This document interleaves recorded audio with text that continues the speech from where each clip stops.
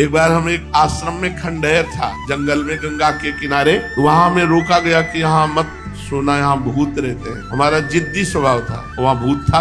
रात्रि के 9 बजे जो ही आसन लगाया और लेटे, ये भी हमारे ऊपर ऐसे जैसे बहुत वजनदार जांघें जिसकी हो, हमारे ऊपर ऐसे चढ़ गया। खूब हम चेतना, कोई सो नहीं रहे थे। ऐसे हाथ किया तो पीछे से जटाएं उस समय भी थी, पीछे से हमारी जटा पकड़ ली। ये सब जागृत में हो रहा था और मंत्र चल रहा था। फिर एकदम खाली उठे, हम कहा नहीं ये हमारा भ्रम है, ऐसा नहीं हो सकता कि हम नाम जप कर। तो पवित्र प्रेत भी होते हैं, बाहर निकले खड़े हुए हैं, नहीं प्रेत।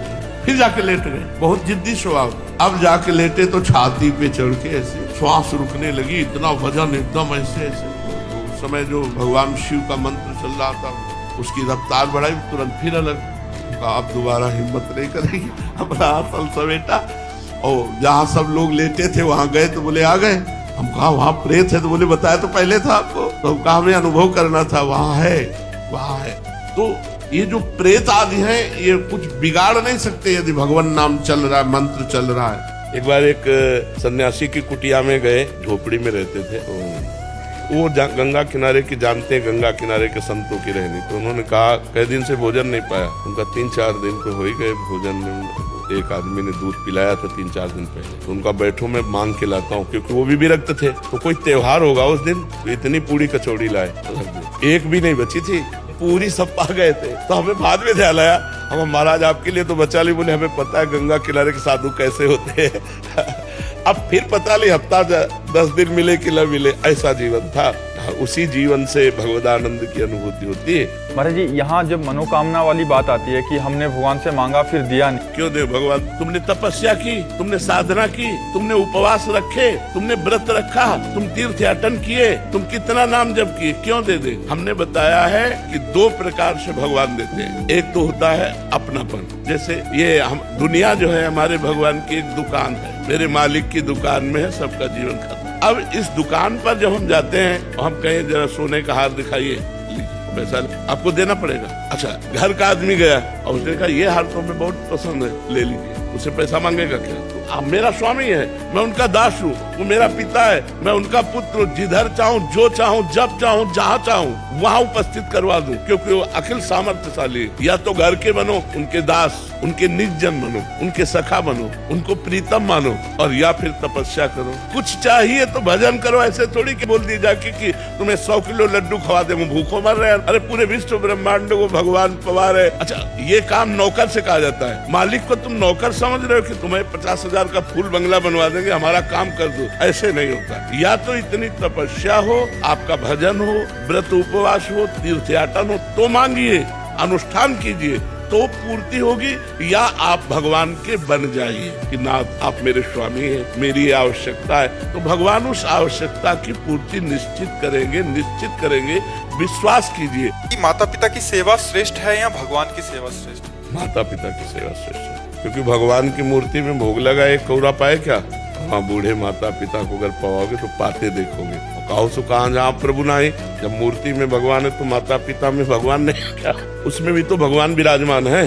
तो माता पिता को भगवान मानकर यदि सेवा करो तो मूर्ति की सेवा करने की जरूरत नहीं। स्वयं भगवान चल कर आएंगे, तुम्हें दर्शन दे जाएंगे अगर माता पिता को भगवान माना। मूर्ति सेवा से भी श्रेष्ठ है अपने माता पिता को भगवान मानकर उनकी सेवा करना। मूर्ति तुम्हारी निंदा नहीं करेगी, मूर्ति तुम्हें गाली नहीं देगी, वो गाली भी देंगे तो आप फिर करो सेवा। वो तुम्हारी निंदा कर रहे हैं, तुम्हें गाली दे रहे हैं, तुम्हें दबका रहे हैं, तब भी तुम उनकी सेवा करो। तो माता पिता की सेवा श्रेष्ठ है। महाराज यदि जीवन में माता पिता ही नहीं है, हाँ, तो किसी भगवान से प्रार्थना करो कि किसी ऐसे अपाहिज बूढ़े की सेवा का मुझे अवसर मिले जिसमें मैं भगवान की भावना करके सेवा कर सकूं, किसी की सोच फेंक सकूं, किसी के गंदे कपड़े धो करके अच्छे कपड़े पहनाऊं उसे। वो भूखा है तो अपना भोजन देकर उसको पेट भर दूं।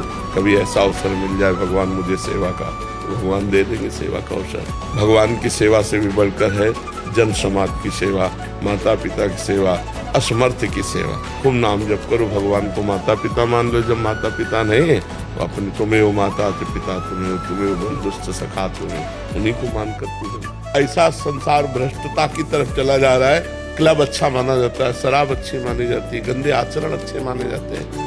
अब देखो कितना अपने समाज में व्यभिचार फैल रहा है। पहले गर्लफ्रेंड बॉयफ्रेंड था ही नहीं। स्कूल पीरियड में ये थोड़ी सब कुछ था, गंदी बातें ही नहीं थी, सब 16-17 साल के बच्चे खेल।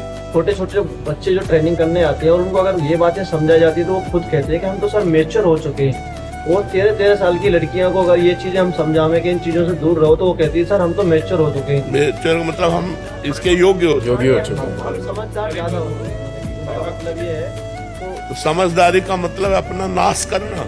देख लो बुद्धि कैसे। समझदार तो वो है कि हम दोस्त बनाए, दोस्त को पहचाने। दोस्त कौन है? जो हमारे जीवन को उन्नति की तरफ पहुंचाए, जो हमारे जीवन को पतन की तरफ ले जाए, उसे दोस्त नहीं कहते। सुपथ मार्ग में चलाने वाला, कुपंथ से हटाकर जो उन्नति की तरफ बढ़ाए, उसे दोस्त कहते। कुपथ निवार सुपंथ चलावा। माता पिता को सुधरना चाहिए कि नौजवान बच्चों को अध्यात्म से जोड़े, नहीं तो ऐसी बुद्धि भ्रष्ट होती जा रही है कि पिता माता के साथ अपमान कर रहे हैं। वो अच्छा कि अध्यात्म से जुड़कर पवित्र आचरण करने वाले बने। अगर अध्यात्म से नौजवान नहीं जुड़ेंगे तो नशा से जुड़ेंगे, व्यभिचार से जुड़ेंगे, हिंसा से जुड़ेंगे और वही आचरण करेंगे। बच्चा बच्चियां क्या कर रहे हैं आप देखो, जो अध्यात्म से नहीं जुड़े व्यभिचार से जुड़ गए। Girlfriend boyfriend, live in relation, मदिरा, हुक्काबाजी, ड्रग्सबाजी, इससे जुड़ रहे हैं तो क्या होगा? अगर बच्चे अध्यात्म से जुड़े, भगवान नाम जप करें, अच्छी पढ़ाई करें, माता पिता के चरण छुएं और परोपकार करें, ये अच्छा। शास्त्र संयम से चले कि ये मनमानी गंदे आचरणों की तरफ बढ़ते जाए तो अच्छा। माता पिता को सुधरना चाहिए कि बच्चों को अगर सत्य शास्त्रों की शिक्षा नहीं दी गई तो वही बच्चे तुम्हारे जीवन के लिए हानि बन जाएंगे, वही तुम्हारे वृद्धावस्था में तुम्हें दुख देने वाले बन जाएंगे। तुम उनके आचरणों को देख देख कर जलोगे, ऐसे वो आचरण करेंगे। अगर इनको बचपन से अध्यात्म सिखाया जाए तो ये धर्मवान बनेंगे, ये धैर्यवान बनेंगे, ये इंद्रिय विजेता बनेंगे। इंद्रियों के गुलाम जो बन गए वो इसीलिए बन गए कि अध्यात्म की शिक्षा नहीं दी गई। आप हमारे महापुरुषों के चरित्रों को पढ़िए कि बाल्यावस्था में गुरुकुल भेजे जाते थे। क्यों? माता पिता परिवार से अलग होकर ऋषि मुनि के शासन में, अध्यात्म में ही अपने जीवन को जब व्यतीत करते, तब जवानी में वो ऐसे धर्मात्मा, ऐसे राष्ट्र भक्त, ऐसे समाज भक्त होते जिससे समाज को सुख मिलता। आज क्या हो रहा है? यदि अपनी संतान के द्वारा ही अपमान मिले तो संतान को तो कोई अपराध नहीं बनेगा ना। उसका तो नया कर्म बन नहीं रहा है, दुर्गति उसकी तो होगी ही। अगर अपने माता पिता को दंड दे रहा है तो माता पिता अपने पूर्व कर्म को भोग रहे हैं और वो नया कर्म कर रहा है। अपने माता पिता को धर्म विरुद्ध आचरण करके दुख दे रहा है तो उसकी दुर्गति तो होगी ही। समझ पा रहे? इसके लिए क्या कर सकते हैं प्रभु? भगवान से प्रार्थना करो कि उसकी बुद्धि शुद्ध हो, नाम जप करके उसको दीजिए। 2 माला 4 माला नाम जप कीजिए और भगवान से प्रार्थना करके उसको दीजिए, उसकी बुद्धि शुद्ध हो जाए तो वो अपराध काहे को करेगा। प्रभु वो खुद नाम जप करती है, श्री जी की सेवा भी करती है, बहुत अच्छी है। और मेरी बहन भी है तो वो भी ऐसी ही करती थी, आज वो बहुत दुखी है, तो इसलिए मुझे बहुत डर लगता है उससे। अब नाम जप करें, नाम जप से बुद्धि शुद्ध हो जाएगी। शुद्ध बुद्धि से अपराध नहीं होते, हमको पक्की बात पता है। जब तक नाम जप ठीक से नहीं करोगे तो बुद्धि अपवित्र रहेगी। अपवित्र बुद्धि में दूसरों का अपमान, दूसरों की हिंसा, दूसरों का दुख ये बना रहता है। माला चलाना कोई खास बात नहीं, भजन करना खास बात है। माला में अंगुली घूम रही है और जबान में नाम जप नहीं चल रहा, मन नहीं लग रहा, तो उसका कोई महत्व थोड़ी। अंगुली चलाने से थोड़ी कोई महत्व है। अंगुली चलाओ या ना चलाओ, तुम्हारा मन भगवान के चिंतन में लगना चाहिए तो परिवर्तन होगा।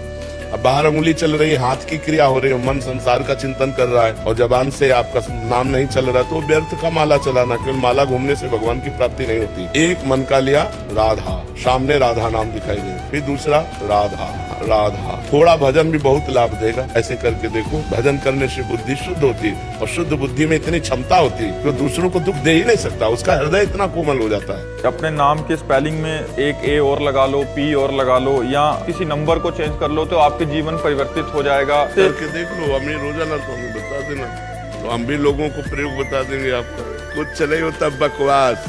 देखो ऐसे लोग काम करते हैं। आप कुछ चिंतित दिखाई देते हो, आप कुछ परेशान हो। अब आदमी कोई न कोई तो परेशानी लिए हुई है। आपके काम नहीं बन रहे, सबके काम कहाँ बन रहे हैं। कुछ ऐसी बातें हैं जो प्रत्येक मनुष्य के जीवन में है। आजकल ड्रामेबाजी लोगों को ज्यादा पसंद है क्योंकि उसमें कुछ करना नहीं होता और सत्य मार्ग में चलने पर करना होता है। कभी कभी तुक्का लग जाता है कि पूर्व का पुण्य काम कर गया तो बोले हमारा तो काम बन गया हमारा, लेकिन वो काम स्थायी नहीं बना। जब प्रारब्ध फिर आएगा तो रौंद के फेंक देगा और अभी वर्तमान के पाप और पूर्व के पाप जब ब्लास्ट होगा तो कोई नहीं रोक पाएगा, सब नष्ट भ्रष्ट हो जाएगा। कितनों को देखा है। तुम्हें अंगूठी पहनाने से भाग्य बदल जाए तो इसी से समझो कि इसके पास तो हजारों अंगूठियां, इसका तो भाग्य ऐसा होना चाहिए कि सोने के महल में बैठ के अंगूठी बेचना चाहिए। जो दूसरों को भाग्य को उन्नति दे रहा है वो अपने भाग्य की उन्नति फुटपाथ में बैठ के कर रहा है। अरे इसी से दिमाग लगाओ यार, काहे को फालतू में ड्रामा में फंसते हो। इसलिए अंगूठी पहन लेना, छल्ला पहन लेना, जंतुर बांध लेना, इन सबसे कुछ नहीं होता, करके देख लो। इसलिए हम कह रहे नाम जप करो, ईमानदारी से सबके साथ अच्छा व्यवहार करो, कोई पापाचरण न करो, जो दुख सुख आवे उसे भोग लो, आगे चलकर आपका जीवन बड़ा सुखमय हो जाएगा। हमारी बात मान लो, इन सब बातों से स्पेलिंग बदलने से कुछ नहीं होता। ये नाव फंस गई है। कहाँ फंस गई? पानी में नहीं फंसती नाव। ये नाव फंसती है स्त्री में, रुपया में, नशे में, गलत आचरण में। यहाँ पानी में नाव पानी वाले को तो धक्का लगा के निकाला जा सकता है, लेकिन ऐसे दलदल में नाव फंसती है जिससे निकालना कठिन। कोई नशा, कोई स्त्री, कोई गंदे आचरण, गंदा व्यवहार, इन्हीं में अपनी नाव फंसी हुई है। नाम पार करवा देगा। अरे पार नहीं करा देगा, सुखा देगा। नाम लेत भव सिंधु सुखाही, घोर पापी को भी भगवान का नाम भगवान की प्राप्ति करा देता है। पर एक बात है, अब लो नशानी अब ना नशे हो। आज तक पाप किया, अब नहीं करूंगा, तब उद्धार शुरू होगा। अब पाप भी करते जाओ, नाम भी लेते जाओ तो बहुत समय लगेगा। तो ये नियम तो लेना पड़ेगा कि ब्रेक मारनी पड़ेगी। थोड़ा ब्रेक मारने पर भी गाड़ी सकिलती नजर आएगी गलत की तरफ, लेकिन वो रुक चुकी है। वो थोड़े 4 कदम बाद पता चल जाएगा कि गाड़ी की ब्रेक लग चुकी है। भगवान संभाल लेंगे।